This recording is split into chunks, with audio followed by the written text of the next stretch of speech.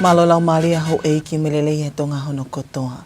Fia ke utaritari le ki mautol ke homo unia ngongo, mai le te oka mawhaka televisa ni tonga ki he houani. Wakai koia ki he ngaha ilu ia ngongo. Whakahalaya i he whakamau angalahi ai whafafunga kakai o Tongatapu se Misisika i he mau i ai lao fili whalealea. Uki mei he kautaha whaiongonga tonga ki he kau polisi, ke whakahoko e nau whatatolo ki he taupotu taha o whikau aki me whamanamanai ai tokotaha whaiongongo aki ai mea tau. Pea mea minista ai potungau i ngahi business e pule anga o whailonga ai whakotuu ai website i fo e komson whamafulalea o Tonga. E te ia e pe me ngahi talanoa ke he anaiangi whataha me wakai ki he whamumitaha me he mala e o sipoti kai o maafo ke whamatala ea. Ka koe wakai lewa eni ke whaikiki ko au sinoli tātu i vai.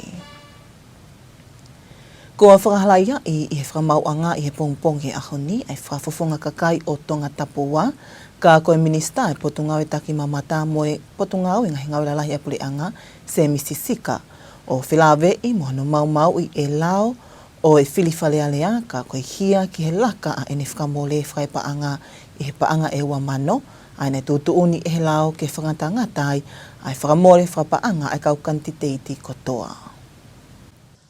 Ko hona whakahelaya i eni e whakamau angalahi, hilia ai tuku hake ngai whamatala whakamooni, ne o hake i he whakamau anga, lolotonga ngahi aho ni whakahoko ai hopo.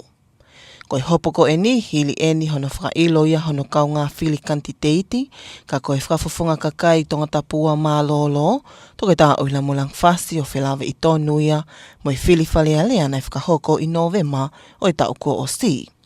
Nei tukua ki iai e he talatala ki toke tā uhila mulang whasi e ngai hia e tolu e whakailoa se Misisika o whilawe i moe laka i he paanga e wamano a ene whakamole lolotonga ai kempeini. Ok mahino whatatau i he lao e kau kantiteiti whili whalealea ok i kai ke ngofua ke laka i he paanga e wamano ha whakamole whakapaanga a e tokotaha kantiteiti lolotonga e wā i taimi kempeini ki he whili whalealea. Pea kua pau ke whama opo e ngahi tohi tari totongi ki he komson whili. I he puipuitu ai mena e hoko ne whakailo ki he hia e tolo e whakailoa ai a koe totongi e paanga e taha mano ki he Suliana Dance Academy i nove mai tauko o si.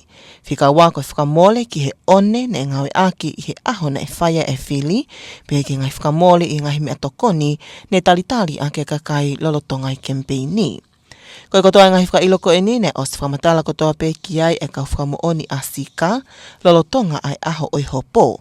Ka i hono whakaha i he pongpongi ai aho ni ai ola oi hopo, na e whakaha i whakamau Carly KC, o i kai ke netali ai whakamooni whikau aki, moi whuaki pa angataha mano ki he Suliana Dance Academy.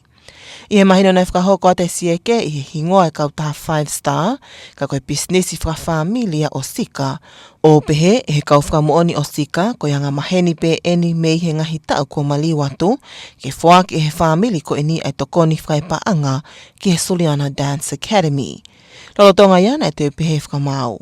Na e tautou o ngona me i he tokotaha na ane tatake polo kalama whaali o Suliana Dance Academy ai whakamalo ia ai kautaha 5 star mo se Misisika. Ka na e toki kole whamole e tokotaha MC, pe koe tokotaha na ane tatake polo kalama i he hili, pe ose polo kalama ki a sika, na e totonu ke oua, e kau ai hingoa o sika i he whakamalo ia, ka uhi koe tokoni pea ai kautaha 5 star. Kana i pehe whakamau na i he polo kalama pe a sika, kana i kai ke ni whaiha ngā ue ke ta ofi, lolotonga a hono tautou whakamalo ia e he polo kalama. I ene pehe o kutui e whakamau koe whuaki sia ke paanga taha mano ko eni, me ia sika o whakafou ai o whame tokoni i he kautaha 5 star. O mahino whoki i he ngai whakamooni koe tali he kita o e kautaha 5 star, o i he whamalmalu ia se Misisika. I ene pehe ko tāna ki e taha mano me kotoa e ngahi whakamole ke he asika o klaka ia i he paanga e ua mano ai whangatangata ki ai tūtu uni ai lao. Kai ke hene te whakailo whoki mo e kei whakamole ke he taimi pe kumi ai one ne whakapāpe ngawe aki i he aho ne whaia e whili i he mahino koe tuai lau i kai ke te whakamole kau kantiteiti i he hoa e ua whā ke mua ai whili. Ne pe whakamau, ne mao a te whakamuoni me mata polisiaina koe kaunga tangata pe o sika, koe ne mea ofa pe a ana ai one ki a sika.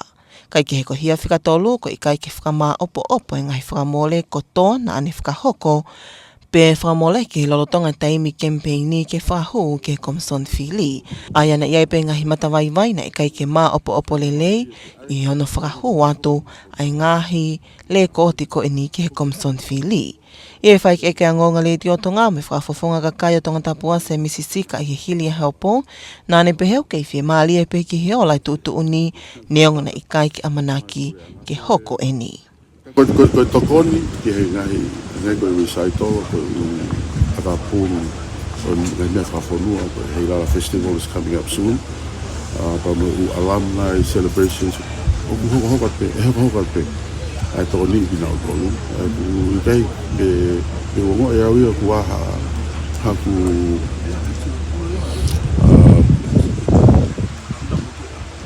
o peke uesia ola koe ani. Kosio pe au ia, ki ngai kupu whakalā koe tū ni kuai pe ku whawhihu ia. E tō whasio ke ka pai whātangi.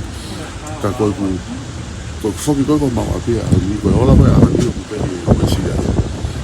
Osi ma teu pe au ia ni hoko atu hae the next way forward. Koe langa whanua hoko atu teu.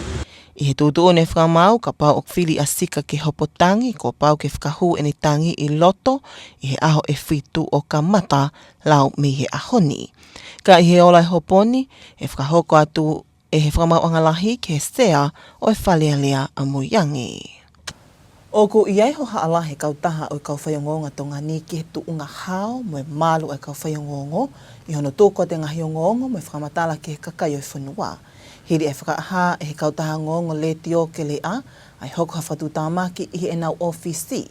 I hono whakamanamana o e taha i nau kau whaiongōngo, kau hiko o ngongo na ane tuku atu i he kautahani o whikau aki mo e kau whaihia Comanchero. Papua aho mo e whaikiki. Na e whakahame he kautaha ke le a i he wikeni ai whakamatala ki he mea ana e hoko, aina e hu atu ai toko taha moha mea tau ki ofisi o ne whakamauna manai ai whai o ngongo. Kau hiko e tuku atu he kautaha ai o ngongo, whilawe i me toko taha whaihia o klo Tongatau hipini sone, kau kia ne kaunga ki kulupu whaihia i Australia i loa koe Comanchero. Pea ne whakatukanga ai ki he whai o ngongo, ki o ai toi tuku atu whakamatala whilawe i me toko tahani pe koe kulupuni. I he whamatala me hika taha ke le a, ko ostuku ato ngai whamatala koe ni ki he kau polisi, pea ko kei hoko hoko ato e pea e whakatotolo e polisi ki ka vihingani. I he whakaike eke au ngonga le teo mo televisone tonga mo i puli a ngahi aptanga polisi Tongatapu, hala toa tāuwha, na ne whakahai ai tokanga makehe a kau polisi ki he ka vihingani ko hika na tula o hia koe ni, pea mo i maho inga ke whakapapau i ai tau ataina ai whakahoko whatongia ai kau whai o ngongo. Ku wea toka ngā e tunga polisi ki he siu koe ni, koe wiko ne whilawe i mea tau. O ku tū la wea ngofua e malu, mo hawa e nofo koe kakai whanua. Kai ke ngata ai ka koe ne haa mai i he case koe ni o ku iai ai whakamana me he ani i.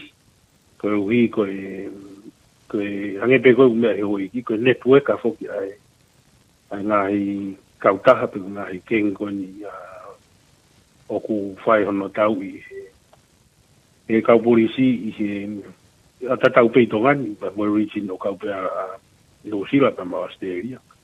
Kak mahino koe uhi ngai ana whai whakamana koe uhi koe ngawe aki ai tokataha koe ni koe taha e kau me mi pa i he prokalama koe ni whilawe i koe mono tau i koe drugs i he whonuan.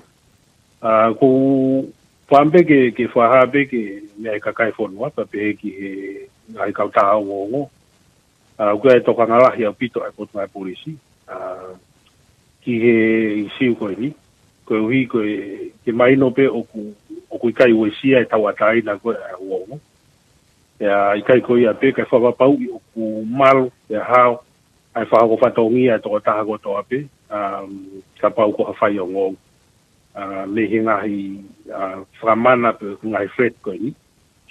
Ko ia ku priority e case koe ni ki hono patotolo i pe ku hoko atu e ngau e kau polisi ki whawapau.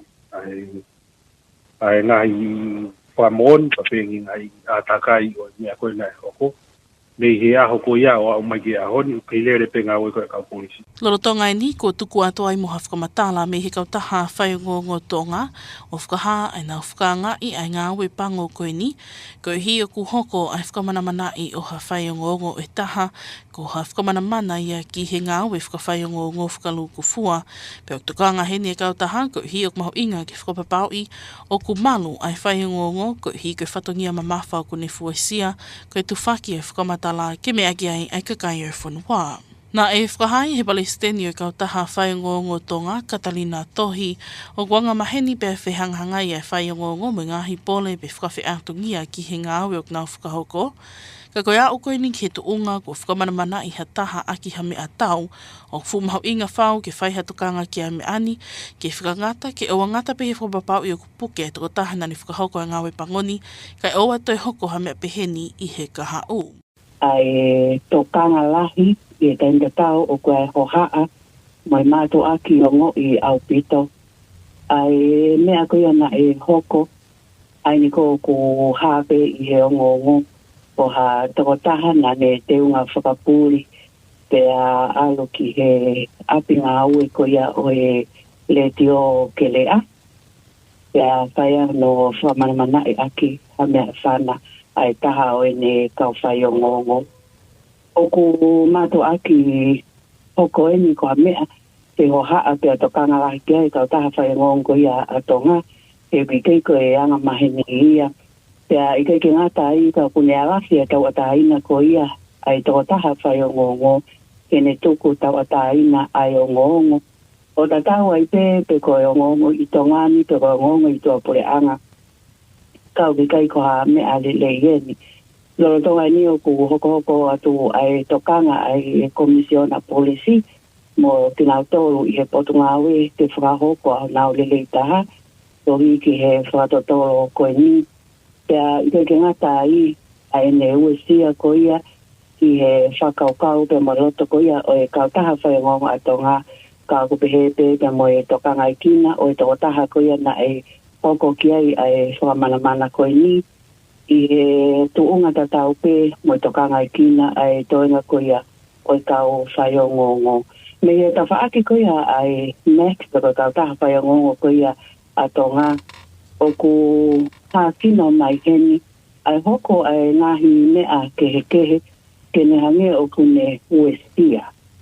Ai o kune uestia pea e hange ko kutura vea ngofua ka wea e whaamu o e wiko ha ngā ue whawawawe ke whakahoko tau te whito pē i ono whatotolo i o mea koe mi ko hina ke whakangata e wikei ki whea mao ia ke hoko ko ha mea ngā maheni eni o ake ko ia tau tō whanau he ngā mea ko ia whoko i toa pure a ngai pea wikei ki tō mā ai ni ia o ku iai ai toka ngā lahi ki ai hoko atu pē ngā hi whatongi ia a koe ha ai ngā mea mo ngai urunganga peheni o kai ke tāri pe au kai kwa mea leleia. Ne te whakailonga i whamamanahi i he aho sāpate aho tolu o me, ai aho whamamanahi ke tau ataina ai whaiongongo pe koe World Press Freedom Day. Ai a koe kawenga whamamanahi o i tauni, koe whao haka hao o ku melino. Pe au maho inga maadieni i kai ngata peke ne whenawe i me ngahi tau o klotonga hoko i mamani, ka ki he mea koe ni kua hoko i Tongani koe a o e whakawhi atungia ai ngāwe ai whaiongongo, ke hoko ha whakamana ke mo ui ai whaiongongo. O koe whakamanatu mai ai e kawenga o i aho maho inga koe ni, ke toi whakamaho inga iange ai tau ataina ai o ngongo pia mo i whakapapau i ai malo ai whakahoko whatongia ai kau whaiongongo. Nā e kau whakataha Tongani mo ngai whanua ni ihi mamani ana whailonga i a whamamani lahi o i kakai whiwhine i he teknolosia mo i kompiuta. Nā e whakahoko ai i he pongponge ahoni ai polokalama ma kehe ko e ni o whatau mua ke he kakai whiwhine ke tō e whakai ai ke nau tolu ke nau manako ke elia o i teknolosia. Ko e polokalamani nei ai tōna li te atau kapo o ni o mai whai ki he hawani. Koe polokalamani ne whātātaha toa e whānau ako whiwhine me ngahi ako anga korisi. Ni ihi me pure anga, ngahi hoa ngā ue me ni ihi o kaumatau tau i he malai o e teknolosia mo e kompiuta, ke whaiha whewahewai aki mo whilingi aki whakakaukau, whekau aki mo mahu inga o e aho. Ia mea whawhalanglangi o polokalama, ka koe toko ntala whikaula i Australia ki Tongani, Hannah Briggs. Nāne ukia e kei whiema o ke whakaivia ka kai whewhine i he seki toa teknolosia, e mahino ku kei matawaiwai pe a hono whakaivia ka kai whewhine Tonga ki he sektoani. Nāne toi pehe, o i kai ko Tongani pe o matawaiwai a hono whakaivia ka kai whewhine ki he teknolosia, ka o ku hāsino pe moia i Australia. Ia mahino ko peset pe e wahiwa ka kai whewhine i Australia o ku nau manako ke malae o e teknolosia. Oku kei tuku pāpea pole anga Australia ke toko nia Tongani i ono whakalakalaka i ngai whainga mālie ke ako ke kompiuta me teknolosia. Lolo Tonga eni, nai pehe e me mipapa te TWICT pāteri vai lea. Oku mahu inga ke teke mo whapapau i ko kakai whewhine, oku nau mao e whainga mālie tatau oku mao e he kakai tangata, ke hui oku iai e tui oku nau mao pe a iwi malawa ki ono a ko i mo ngā wei a sektoa teknolosia me kompiuta. Kai kehe, nai pehe e he pule lahi leo leo o e potu ngau e meidek, Stan Ahio. Oku mahu inga ke poupou i le leia whānau ako oku nau fie ako mo manako ki ICT, ke whakamahino kia teki nau tolu ai mahu inga mo e ako whekau aki me ICT, ke no sio fia ai tuunga whakalakalaka a Tonga i ICT he kaha o. Mā ngonga le tio me televisione Tonga, ko auritea tau kapo. Pea na e mea e minista e potu ngā ue ngahi pisnisi ai pule anga, hua kawa me liku o whailonga i ai kakato, mohono whakatu ko ia o website for all, ai komson whamafola lea o Tonga i he whiawhia ne awhi. Koe whailonga i ene e kakato e ngā ue ke no whakatu ai website, pea mohono whaata ke kakai o whanua ke nau malawa o ngā ue aki. Popua aho ai pe mai whaiki ki. Lolotonga e me ai minista e pot ngā ue ngā pisnisi e pule anga o na polhua kawa me liku o whakailonga i ai whakatu ko ia website for all ai komsoni whakamafola lea Tonga a niawhi. Nāne whakahai ai hoko ai whakatu e website ko i ni ko ngā unu ki mua i he ngā ue ai komisoni tau te whito ki he whinga ke keitau hea lea whakatonga i he mahino kutu kuato ai whakamatala i he website ni i he lea whakatonga kai pehe ki he lea whakapiritania. Kau he mea whamama whai i he tau website i koe ni, o tau hanga launch e aho ni, ai e content i he rea whakatonga. O kai ke ngata pe ko hinga ke whamahino ka ki nā tōru koe ni kau tonga, ai ngahi whamatala mo ngahi mea o whai ki ai niusi pe koe whamatala koe ni e ongo ai le teo tonga. Ka koe taim tatau pe mahu inga pe ke tauhi. E tau rea whakatonga for other reasons. Koe ke kuhinga pe koe mahi noi, ka kuhinga pe koe tau pea mahu inga e he tau tara whawhonua ke tauhi, mo whai ai. Mahu inga whakitaha no ai koe ni e website pe koe mea kono tau launch e aho ni. Kuhinga ke ai hawhi tuu ke te whoki mai ki ai a pau o koe ke te pau ia hawha matala, a pau te whemao ke whapapau i. Mo ni mea pe ko hao ngongo, o kukaweni i onu ki mua o mahu inga ko hinga o te hangarewa o mai ha wheituu ke te lava ki ai o wakai. Ai mo oni pia mo to tonu o hangai whamatala. Tau tu hitope ke whenga ko ni ke wha sio ke kai whamatala kai ke ngata pehe o ngongo kai whamatala whikau mo tongani mo ala mea pehe. Mahino hitope tola he kau tonga i mamani pia kukauia i he koutu e uhinga mahu inga. Ke whapapau i auksai ai website ko ni ko hinga kono inform nau tolu mo no ato e whamatala ka ki nau tolu no Sila, Amerika, Australia mo whewhua. Whekau mo tau ki whonuan, whekau pe pamu ngahi ngongo koutui oku tau pehe o tonu ke nau ausia pe te nau whanonga mai ki ai. Ko e whakatu o website i for all wai komsoni whakamafola lea Tonga nai lawa ia i he tokoni mo e poupou me he polokalama Australia ki he whakaivia ai media i he Pasifiki i loa koe Pacmas. Ai ena kamata mai e ngāwi ki he website i koe ni i he ngāhi tau ko maliwatu o lava whakahoko mo ngāhi polokalama ako ngāwe mo i kau ngāwe ai komisoni ke te uteu ke lava ngai aki website i koe ni ke tu whaki atu ai whakamatala ke kakai o whanua. Nei me ai he polokalama aniafi mo talawhika o lahia Australia ki Tonga ni His Excellency Brett Batley pe he ki sea o i poate o whamalmalua e he komisoni whamawhala lea Tonga. Kautale ki ta poate mo kau ngāu e komisoni ki he whakailonga i whiawhia ai makamai le mahu ingani. Ko website i fo o ai komisoni whamawhala lea Tonga ko www.tbc.to.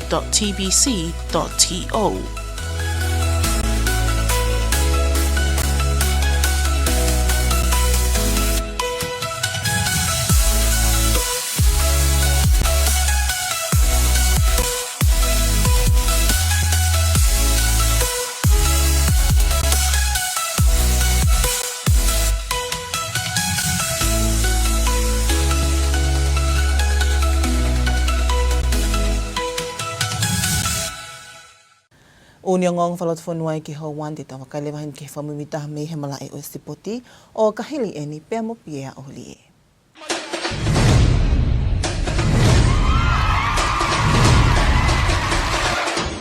I he whetaki ni mai komisoni whamawhora rea Tonga me potungau e ngahi ngau e whalotwhanua pe mia. Malawa i ke whamawhora te mala e o Sipoti me whiahi supera ki Pacific Manoa ua no. Whamalo ke Eik Minister me tawha i Sipoti ai potungau e i whenga e aki ua whakahoko.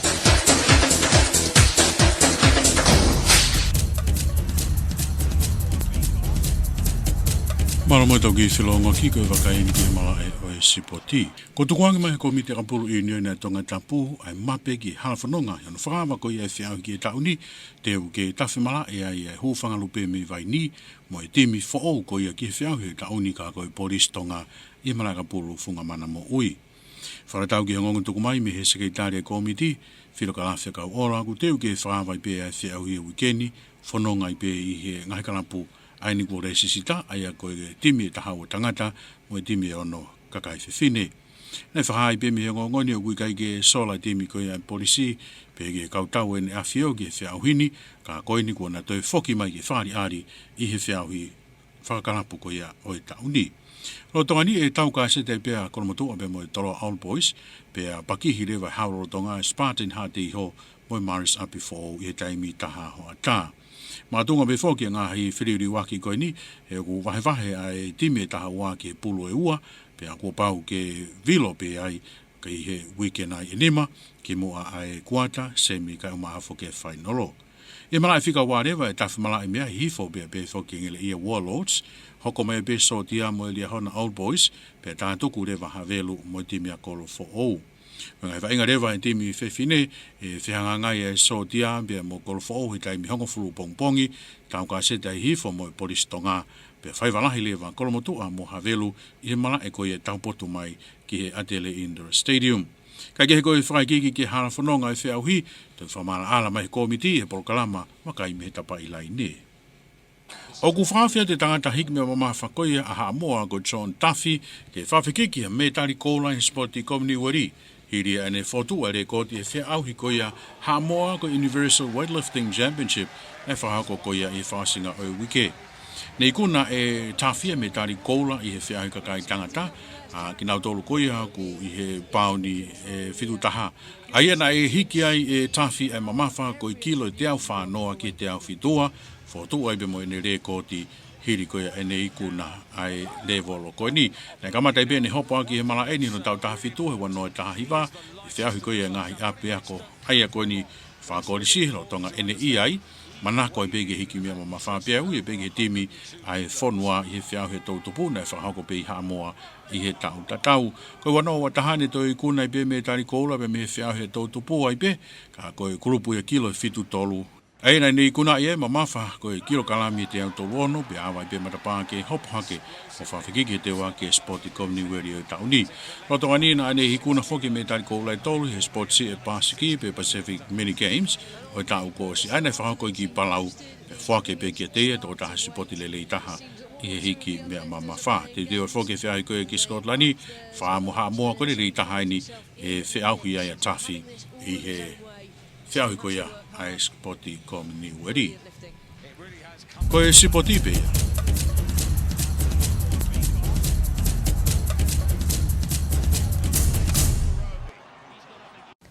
Ko pia o li ea mai whamui taha mei he mala e o sipoti te tawakalewa hen ke tuunga o ea. Tuku mai me senta whamatala ea tonga i whamotu pea mo e potunga e meidek ka e whahoka te li te atau kapo maka tuunga mei he kei palopale mawha teknikale ai whamatala ea mi whamotu.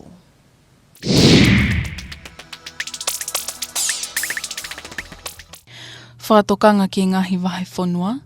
O ku tuku atu heni a whakatokanga uhalahi mo tā whea ki wahe whanua o Tongatapu mo ewa. Ka oku kei tuu pēa whakatokangani ki wahe whanua o haapai mo wawau. O ku kei tuu pēa whakatokanga havili mālohi whakatupu maumau ki wahe whanua o haapai Tongatapu mo ewa. O ku kei tuu pēa whakatokanga hako hako ki wahe whanua o wawau. Tuunga o ea. Ko alo tā maki uha o ku toka i he otu Tonga, aia teni o mai ha au fia moha uha pia moha mana ki ko ngalahi e otu Tonga, tau te whita ki wawau haapai Tongatapu mo ewa. Lolo Tonga koia, ko a havili o kuangi mālohi angi moa o ki whakatupu maumau, tene wesia ko ngalahi e otu Tonga ni ki e hoa ewa whā ka hoko mai. Whakamatala ea ki tuapo a pongpongi ki e otu Tonga. Ki Tongatapu mo ewa, angi mālohi angi mo hako e havili me he hahake mo e tonga hahake, pea tō taku ki havili mālohi whakatupu mau hangai taimi. Au fia mo pōpō uli e langi mo uha tuu mo tō, lololahi hangai taimi mo e mana. Malawa ke tā whea ngai whetu mau laloange tupu me he uhalahi. Ki haapai mo wawau, angi mālohi angi mo hako e havili me he toke lau mo toke lau hihifo, pea tō taku ki havili mālohi whakatupu mau i hangai taimi tau te whito ki haapai. E te kai havili o a ngai me he hihifo me tonga hihifo i he pongi a pongpongi. Au fia mo pōpō uli e langi mo uha tuu mo tō, lololahi hangai taimi mo mana. Malawa ke tā whea ngai whetu mau laloange tupu me he uhalahi. Ki he ongo niwa, angi iki ke māmalohi havili me hihifo mo toke lau hihifo, pe angi mālohi angi hangai taimi. E te kai havili o a ngai me he tonga hihifo i he pongi a pongpongi. Au fia hangai taimi mo uha tuu mo tō i hangahi whetu ueni ihi. Tuu ki e whalaite, ki he ongo niwa, angi iki ke māmalohi havili me he tonga mo tonga hihifo.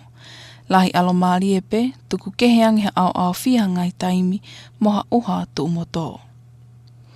Ki wawau moha apai, angi māmalohi ke mālohi angi havili me he tonga hihifo, pe hako hangai taimi. Lahi alo maari e pe, tuku keheangi he au fia ngai taimi moha uha tuu mo tō whakawhituu. Ki Tongatapu mo ewa, angi mālohi angi havili me he tonga hihifo, pe hako o au ki havili mālohi whakatupu mau hangai taimi.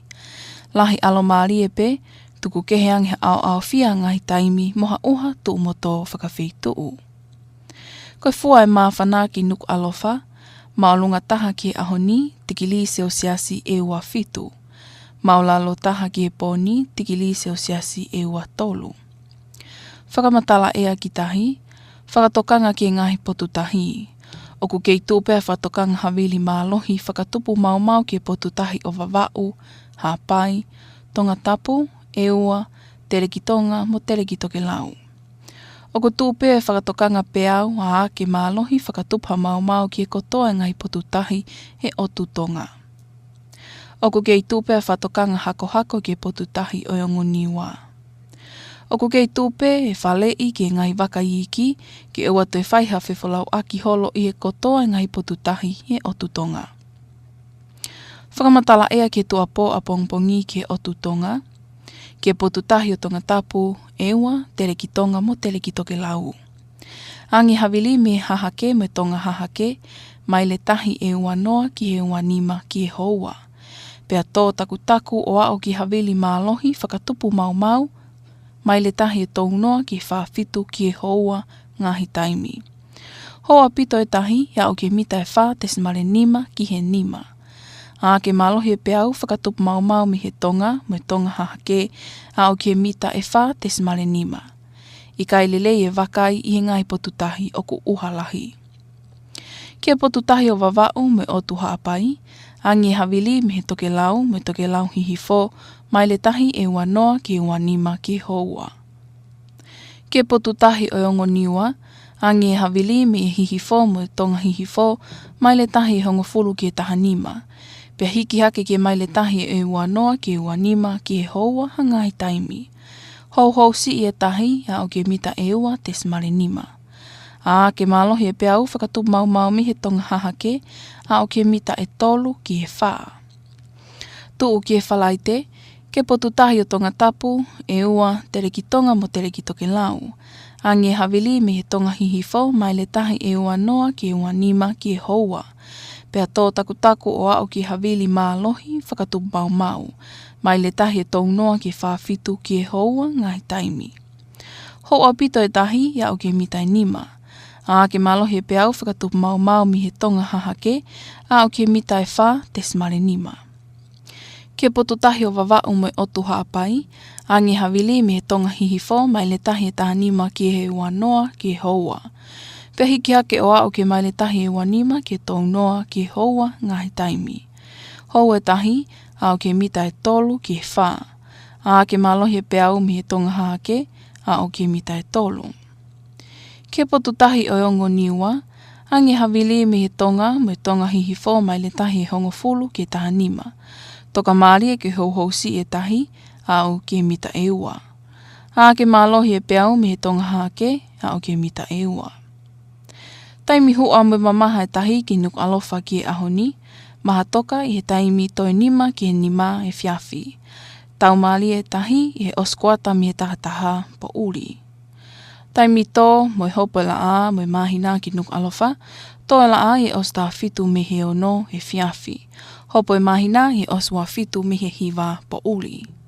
Koe fua e palametai he malai wakapuna fua amotu he taimi taha hoata, na milipa e taha afe, hongo fulu, te smale noa, pa koe hau o ea na peseti e hiva whaa. Pa koe whamui taha pia whamatala ea, i no tuku mai he senta whamatala ea a Tonga i wha motu. Ko li te atau kāpoia mo i whamui taha o i whamatala ea, ka koe tue wakaile wa eni ke whai ki mua pe tau mawai. Whakahalai ai i he whakamau lahi ai whafofonga kakai o Tongatapu wa se Misisika i he mau i ai lao whili whalea lea. Uki mei he kautaha whaiongonga tonga ke kau polisi, ke whakahoko e ngā whatatolo ki he taupotu taha o whikau aki me whamanamanai ai toko taha whaiongongo aki ai mea tau. Pea mea minista ai potungau i ngahi business e pule anga o whailonga ai whatuu ai website i fo e komson whamafola lea o Tonga. Pea koe kakate pia mo uni o ngongo i lea whatonga me letio ka maafu ke television i Tonga ki Hawani mo i ai whakaamina o Tonga tu ki hatu whale o Tonga hono kotoa. Whamalo e te tau ki whi amai.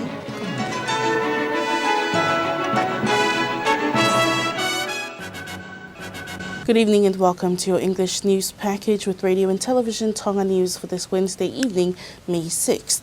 Today's top stories.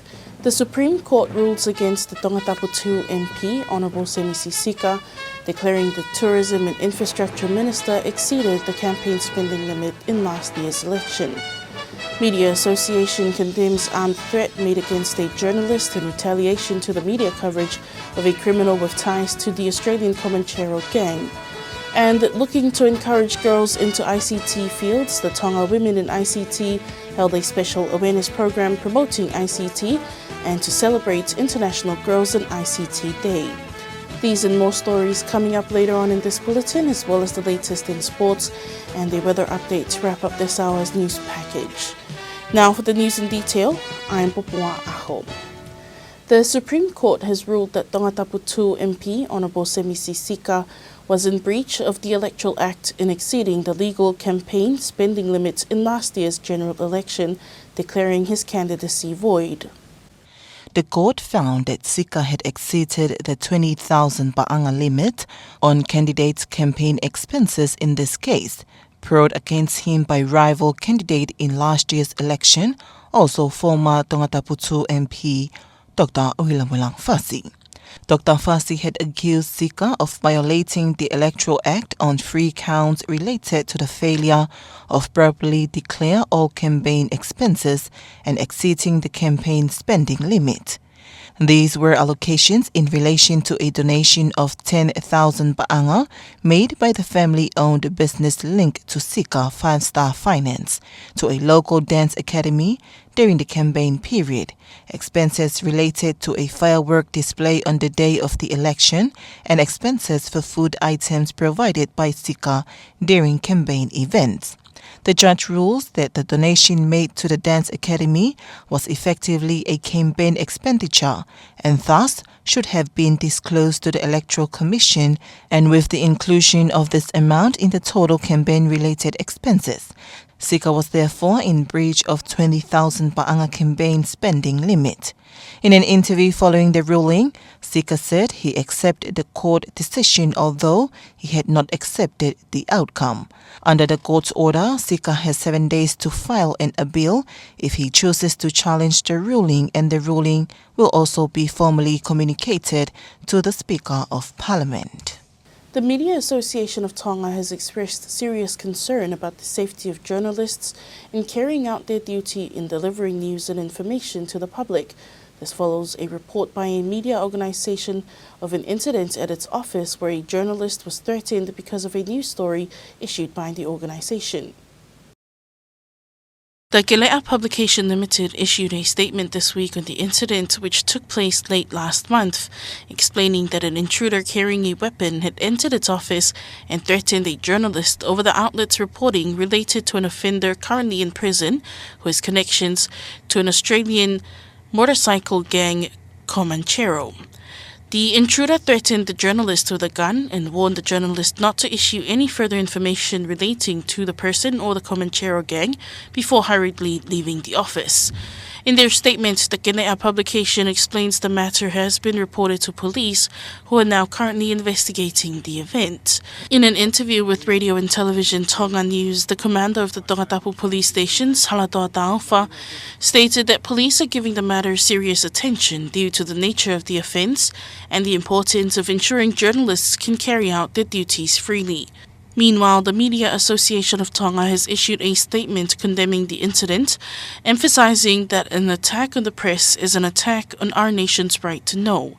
The association stressed the importance of ensuring the safety of journalists, given their critical role in providing information to the public. The president of the Media Association, Catalina Tohi, said that while journalists often face challenges and obstacles in their work, for Tonga to reach this point where a journalist is threatened with a weapon is extremely serious.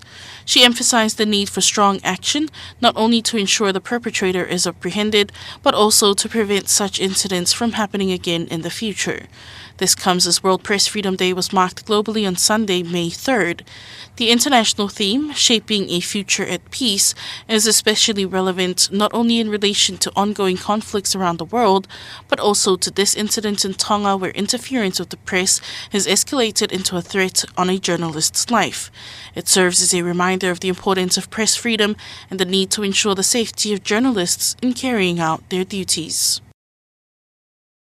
The Tonga Women in ICT hosted an awareness program this morning to empower more girls into the ICT sector and to celebrate International Girls in ICT Day, which was marked last month. The program brought together girls from secondary schools around the country, representatives from government ministries and development partners to hear from experts in the field of ICT, sharing their experience and the opportunities available in ICT, especially for girls. Guest of honour at the event was the Australian High Commission First Secretary Hannah Briggs, who called for continued efforts to empower girls in the technology sector, noting that girls' participation in this field in Tonga is still relatively low. She also stated that this is not only an issue in Tonga but also in Australia, where only about 29% of girls and women are engaged in the technology sector. Briggs reaffirmed the Australian government's commitment to supporting Tonga in strengthening opportunities for learning in information and communication technology. Meanwhile, TWICT board member Bateli Vailea emphasised the importance of ensuring girls have equal access to opportunities that are available to boys, emphasising that girls also possess the capability and potential to learn and work in the technology and computing sector. In addition, the acting CEO of the Ministry of MADEC, Stan Ahio, highlighted the importance of supporting students who are interested in ICT and making clear to them the value of studying ICT in preparation for Tonga's future digital development. And the Minister for Public Enterprises, Honourable Huakavami Liku, officially launched the Tonga Broadcasting Commission's new website yesterday afternoon. This marks the completion of many months of behind-the-scenes work to establish the website and officially opens the website to the public. In his remarks during the program, Honourable Huakavami Liku highlighted that the launch of the website represents a step forward in TBC's operations, particularly in efforts to preserve the Tongan language, noting that information on the website will be available in both Tongan and English. This moment represents more than the unveiling of a digital platform. It marks a significant step forward in the journey of Tonga's national broadcaster into a new digital era. In a world that is increasingly connected through technology, the way we communicate, inform, and engage with one another continues to evolve. For a nation such as Tonga, with a population of just over 100,000, yet many more of our people living abroad, the importance of reliable, accessible, and timely information cannot be overstated. Our Tongan people overseas, either in Australia, United States, New Zealand, and across the globe, remain deeply connected to our homeland. The ability to access news, cultural content, and national development is vital in maintaining that connection, strengthening identity, and preserving our shared heritage. Today's launch of Tonga Broadcasting Commission's website, www.tpc.to, stands as a meaningful response to that need. It provides a modern and accessible platform through which Tongans, both at home and abroad, may stay informed, engaged, and connected to the life in the kingdom. It now gives me great pleasure to officially launch the Tonga Broadcasting Commission's website, and may it serve the people of Tonga with excellence, integrity, and a deep respect for our cultures and values. The development of the new website for the Tonga Broadcasting Commission was made possible through the support of PACMAS, Pacific Media Assistance Scheme, an Australian program aimed at strengthening media in the Pacific. The Australian High Commissioner to Tonga, His Excellency Breck Batley, highlighted the importance of this platform for helping the Tonga Broadcasting Commission expand its reach and delivering important information to the public. Whether in Australia or Tonga, whether in Hobart or Hapai, the need for fair and factual information and reporting has never been greater. We, as citizens, look to trusted media outlets for information that's accurate and easy to access. And our expectations as citizens have risen, including as technology has evolved. That's why a highly functional website has become essential for current, accurate information. Social media has grown and will keep growing, but websites, like an anchor, remain critical. So today's launch, I should also note, happens only a few days after World Press Freedom Day. And so it also demonstrates today the Tonga Broadcasting Commission's commitment to freedom of information. In strengthening its digital presence, the Commission has taken an important step towards ensuring that reliable information remains accessible and resilient. As more Tongans connect to the internet through satellite and mobile connections, access to timely and accurate information will become even more important. Work on the website began over several months prior and included training programs for Commission staff to prepare them to effectively use the platform to share information. Also present at yesterday's event was the chair of the ICT board, board directors and staff of the Commission who gathered to celebrate this important milestone. The new website is www.tvc.to.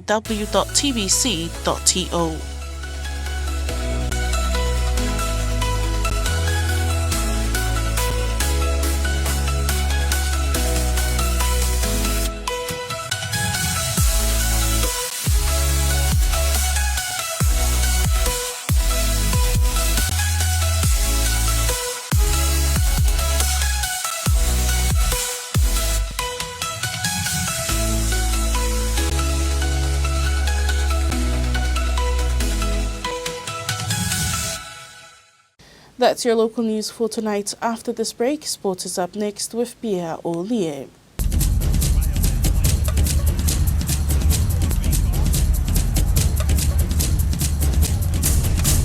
Welcome back in sport. The Tongatapu Sub-Union has released its official draw for the opening round of this year's rugby tournament, set to kick off this Saturday at Adelaide Rugby Field. Committee Secretary Paula confirmed the fixtures to Radio Tonga Sports News, highlighting the return of the Tonga Police team after more than a decade away from the competition.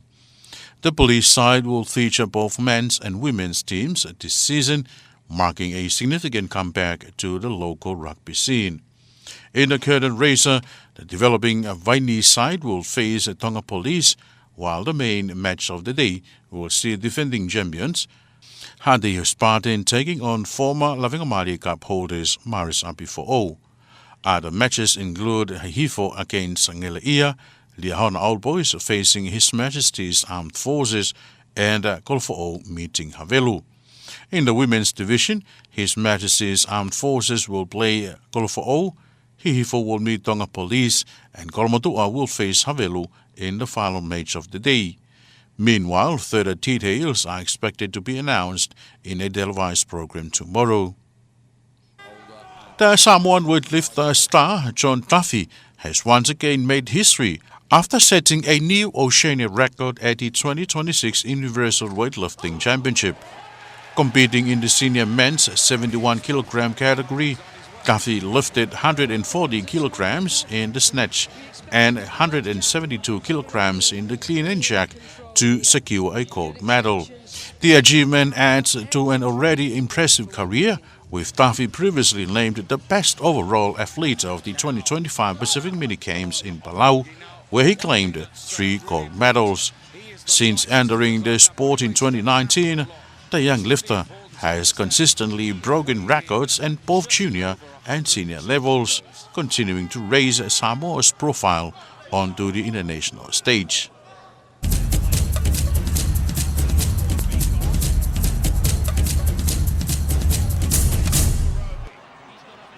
That was the sports news. Now taking a look at the weather update from 1 o'clock this afternoon. For the latest weather update, visit the Tonga Met Service website at www.met.gov.to.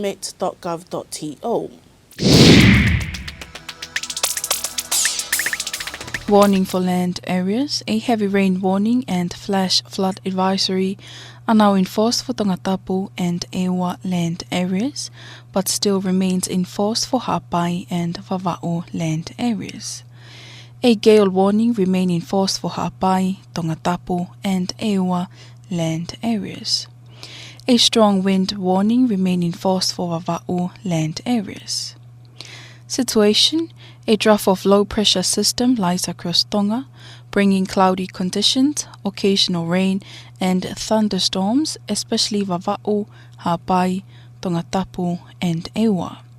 Meanwhile, a fresh to gale force winds affecting most parts of the country for the next 24 hours. Forecast to midnight tomorrow for Tonga, for Tongatapu and Ewa. Fresh to strong east to southeasterly winds, gusting up to gale force winds. Cloudy and overcast with occasional rain, heavy at times with isolated thunderstorms. Possible flooding in low-lying area due to heavy rain. Condition will improve tomorrow noon. For Ha'apai and Vava'u, fresh to strong north to northwest winds, gusting up to gale force wind at times, especially Ha'apai, and shifting west to southwest winds tomorrow morning. Cloudy and overcast with occasional rain, heavy at times with isolated thunderstorm. Possible flooding in low-lying area due to heavy rain.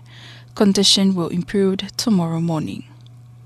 For Taniuas, light to moderate west to northwesterly winds, fresh at times and shifting southwest winds later tomorrow morning. Cloudy period with isolated showers. Outlook for Friday. For Taniuas, light to moderate south to southwest winds, mainly find apart from cloudy period with showers. For Ha'apai and Vava'u, moderate to fresh southwest winds, strong at times. Mainly find apart from cloudy periods with isolated showers. For Tongatapu and Ewa, fresh southwest wind, strong to gale force wind at times. Mainly find apart from cloudy period with isolated showers. Temperature forecast for Nuku'alofa, maximum for today, 27 degrees Celsius. Minimum for tonight, 23 degrees Celsius. Marine Weather Bulletin, warning for coastal waters. A heavy, damaging swell remain in force for all of Tonga coastal waters. A gale warning remain in force for Vava'u, Ha'apai, Tongatapu, Ewa, Teleki Tonga and Teleki Tokelau coastal waters. A strong wind warning remain in force for Taniua's coastal waters. A small craft advisory remain in force for all of Tonga coastal waters. Forecast till midnight tomorrow for Tonga coastal waters. For Tongatapu, Ewa, Teleki Tonga and Teleki Tokelau coastal waters, east to southeast winds 20 to 25 knots, gusting up to 30 to 47 knots at times. Very rough seas up to 4.5 to 5 meters. A heavy damaging south to southeasterly swell up to 4.5 meters. Poor visibility in waters of heavy rain. For Vava'u and Ha'apai, north to northwest winds 20 to 25 knots, gusting up to 30 to 47 knots at times. Very rough seas up to 4.5 to 5 meters. A heavy damaging south to southeasterly swell up to 4.5 meters. Poor visibility in waters of heavy rain. For the newest coastal waters, west to northwest winds of 10 to 15 knots, rising up to 20 to 25 knots at times. Moderate seas up to 2.5 meters. A heavy damaging south to southeasterly swell up to 3 to 4 meters. Outlook for Friday for Tongatapu, Ewa, Teleki Tonga and Teleki Tokelau coastal waters.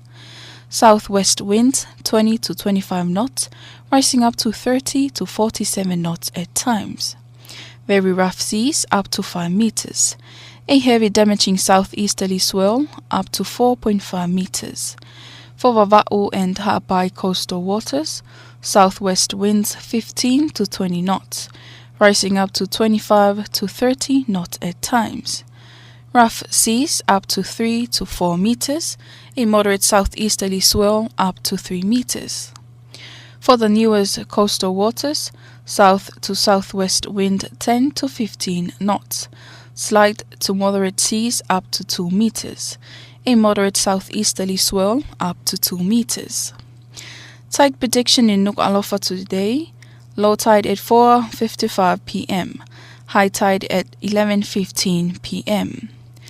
Sun and moon in Nuku'alofa, sunset at 6:14 p.m., moonrise at 9:27 p.m.